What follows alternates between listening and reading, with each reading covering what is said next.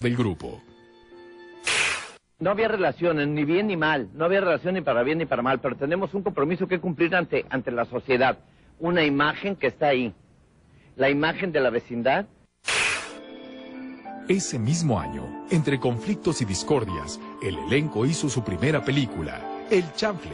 Y un año después, luego de grabar el programa de El Chavo en Acapulco, Carlos Villagrán se separó para encabezar su propia misión en Venezuela. Roberto Gómez aceptó la salida de Carlos Villagrán, que no obstante le advirtió seguiría usando el personaje de Kiko. Vete, le dijo, tienes todo el derecho del mundo, nada más que el personaje es mío. Haz otra cosa, haz lo que te dé tu gana. Semanas después, Carlos Villagrán ofreció a Emilio Azcárraga Milmo la realización de un programa cuyo protagonista sería Kiko. Azcárraga, quien mantenía una estrecha amistad con Chespirito, habló con el escritor pidiendo su autorización para hacer la emisión. Gómez Bolaños aceptó, siempre y cuando se incluyera en el programa la leyenda "Agradecemos a Roberto Gómez Bolaños su autorización para usar el personaje de Kiko, que es de él".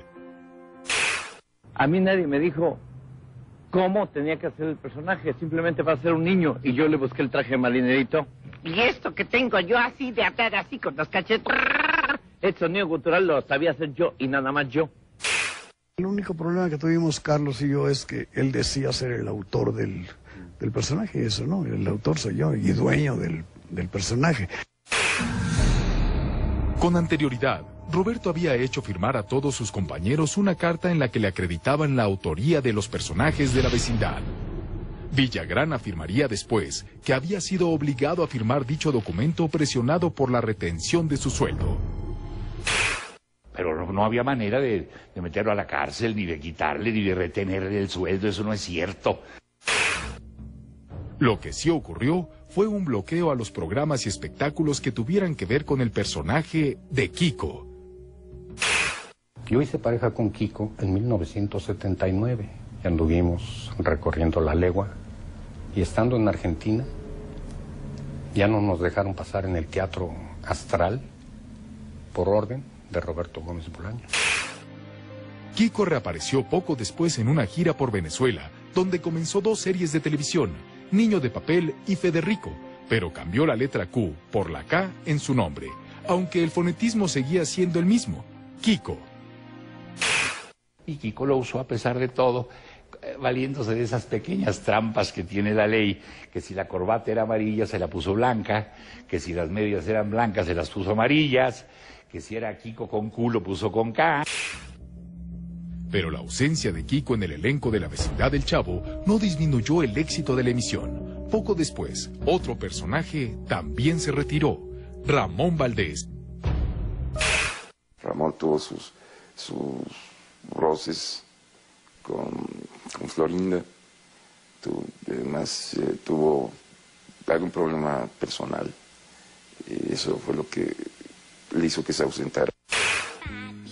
La salida de don Ramón se transmitió en El Chavo argumentando que supuestamente salía a buscar fortuna.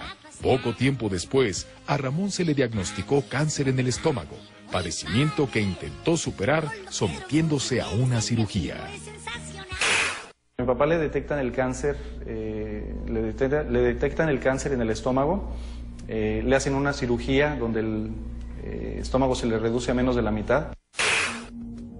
Por indicaciones médicas, Ramón debía reducir y cambiar sus hábitos alimenticios, orden que ignoró consciente de que estaba desahuciado. Nos dijeron que no pasaba de 6 meses. Mi papá vivió todavía 3 años y medio. En 1988, Ramón Valdés y Carlos Villagrán, quienes habían trabajado juntos en Venezuela, se reencontraron en un programa de Canal 13 en México titulado ¡Ah, qué Kiko! Pero semanas después, Ramón viajó a Lima, Perú, donde participaría en un espectáculo cómico. La reaparición del cáncer truncó esa actuación. El cáncer le pegó en la columna vertebral. Entonces fue cuando, estando en Perú, ya afectado por el cáncer en la columna, sin poder moverse de aquí del tórax hacia abajo, pues ya se le había distribuido a diferentes partes del cuerpo. Con fuertes dolores físicos, el 9 de agosto de ese mismo año, Ramón Valdés murió derrotado por el cáncer que del estómago se le expandió a la columna vertebral. Para sustituir la ausencia de don Ramón en la vecindad, Roberto creó un tierno viejecito de nombre Jaimito, cartero de profesión y oriundo de Tangamandapio, Michoacán, que interpretó Raúl, el Chato Padilla. Entonces un día le invitó Chespirito y mi papá se presentó como Jaimito el cartero y le gustó mucho a Roberto.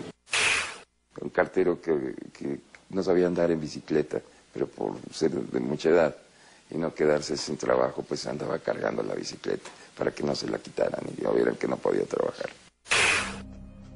El Chato Padilla había alternado por primera vez con Roberto y el cuadro de actores en la película El Chanfle. El 19 de septiembre de 1985, un terremoto en México provocó la muerte de cientos de personas y la afectación de decenas de inmuebles.